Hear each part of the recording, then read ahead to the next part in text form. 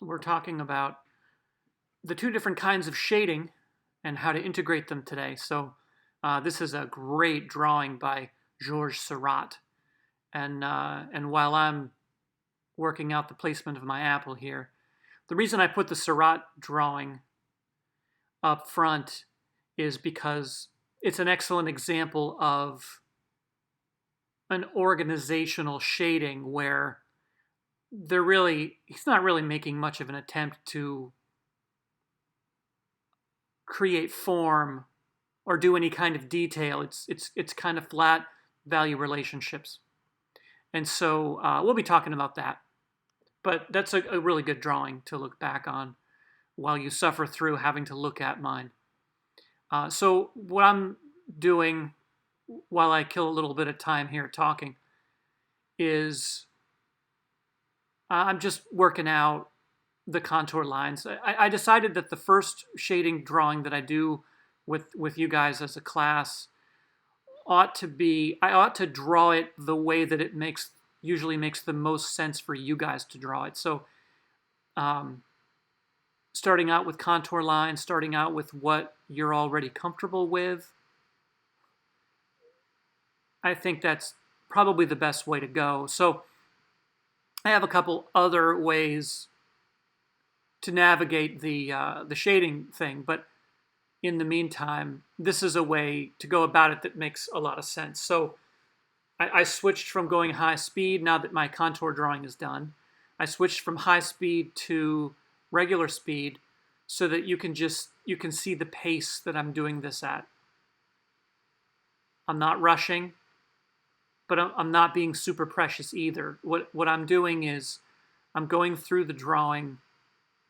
I've looked at everything that's in front of me that's going to be in the drawing, and I've worked out a hierarchy of what's going to be lighter and darker. And the darkest thing in the picture is the cup. And then the table is pretty dark, but the shadows on the table are always going to be darker than the table. So I started with those values first, and they're not dark enough. But one of the things that you kind of have to remember about shading is that you want to build your relationships up slowly. You want to establish a hierarchy, but you want to build them up slowly, because if you go too dark too fast, sometimes you can't go back the way you want to. So what I should have done here was probably shade in the table first. Here we go. But I didn't. I went and I did the pomegranate. I don't remember why. I guess I just was interested in how dark I needed to get started on it. But the pomegranates and the table are really close in value, so I may have just been chopping at the bit to get that one in. But the apple is yellow. It's actually the same apple as in the other shading video. And it's really light, so I'm going to save that one for last, because I need to know how dark my darks are going to be before I really start worrying about how much light I'm going to leave or whatever. And so some of that. And so what we're talking about, when we talk about organizational shading, this is what I'm talking about. Making distinctions between the values that you're seeing, and making a hierarchy of what's lighter and what's darker. Now, when we use the term value, I know I explained it in the other video, but when we talk about value, value is the term that we use when we're talking about the lightness or darkness of something. When we're drawing, we're just using black and white and lines and things like that. But the point is, we're not using color. When you start talking about color, color has 3 dimensions, and value is one of them.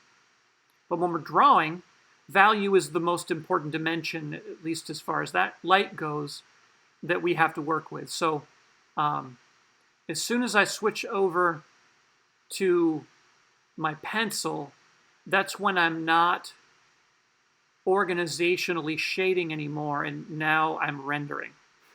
So I think that the speed is going to slow down at some point, so I can just show you how I'm, there we go. So you can see the actual speed. of what I'm doing when I'm laying in these darks. But I know that my light source is coming from the top right. And so the inside of that cup is going to be really dark. But I don't want to go too dark too fast. I just want to take my time and just scrub a little charcoal in there. Maybe push it around with my finger. You can do a lot of interesting shading with your fingers. You can also fold paper towels into some. I don't do this, but I just use my fingers. But I've had students use paper towels and Q-tips and all sorts of things to manipulate the charcoal. I just use a kneaded eraser and my finger. But you have to make sure that your finger, if you are going to do some smudging here, you want to make sure that your finger isn't oily. So wipe your finger on something first. And until it gets a layer of charcoal on the finger, the oil on your finger will smudge the paper and leave a mark, and you won't be able to get rid of it. So now that you got to see the timing on the way that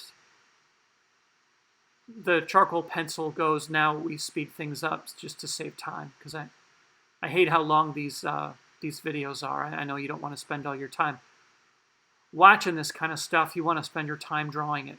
So I'm just going around strengthening the hierarchy that I already set up. And now the background wall is white, but its angle to the light source actually made it so it was kind of a gray. So I put some charcoal on it right away, knowing that there was nothing on it that was lighter than the highlight on the apple. And organizational shading is all about that kind of thinking. What's the darkest thing? What's the lightest thing? And then you might have 2 or 3 darker things, just creating hierarchies and making sure that those relationships work. One of the things that's important is when you have an object that's in front of another one and you just have a simple overlap, you want to make sure that your edges stay sharp, but you don't want a line to form on the edge. And you have to draw a line in order to maintain its sharpness, but as long as what really makes the difference between the shapes should be the quality of the edge and the values that touch each other. When you're drawing, if you have 2 values that touch each other, they become one shape. But if you can be skillful about where you put light objects in front of dark objects and back and forth, you can make sure that everything gets understood by the viewer.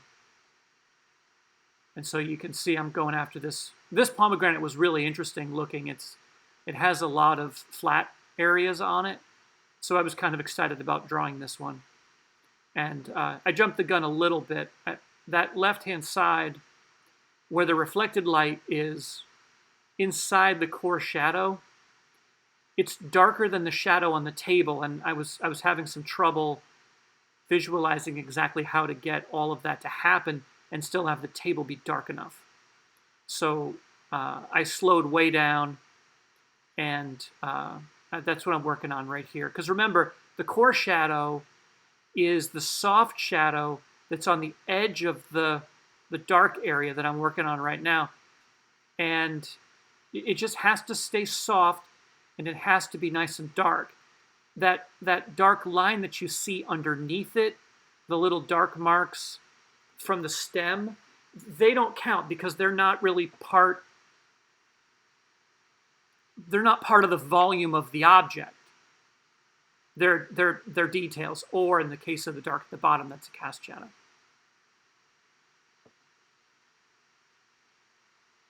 But you can, one of the cool things about drawing is that you're not obligated to finish one section at a time.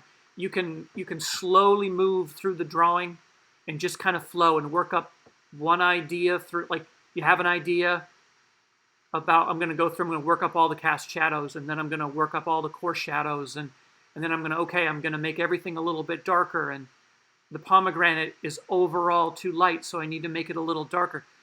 You can go around the drawing and do all those things, and It's relatively easy. The thing that this kind of drawing requires, it requires the background to get the contour drawing right. It requires that you know the difference between your shadows. It requires that you can see those shadows, so your setup and your lighting have to be really good. And it just requires time. These drawings are going to take way longer than a lot of the drawings that you've made before this one. Once we get to shading, it just takes a long time to develop these things, and that's why every once in a while I slow it down and show you what things look like when they're in real time, because some people are really fast, but when it comes down to it, in order to get the quality that you're looking for, there's a speed limit, and these drawings are just going to take a certain amount of time. And as you get better and better at it, you'll be able to do things quicker. The amount of time this total drawing took, I would say it was probably just under 2 hours. I think that's a pretty good guess, and I think that's pretty close. But you can see here I'm kind of fine-tuning everything except for the apple. And I'm kind of waiting on the apple. I'm trying to make sure that I'm totally organized with my hierarchy of values and my edges, and I know how the other objects are developing before I go after that apple, because I want to be warmed. When you're drawing on the lightest thing, it requires the most subtlety, the most control. You want to make sure that you're warmed up when you tackle it. So going after the cup first and then the pomegranates, that was part of my strategy to make sure I was good and warmed up before I went anywhere near that apple.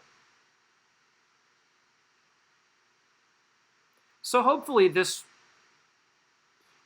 was a good explanation of how to integrate organizational shading with rendering.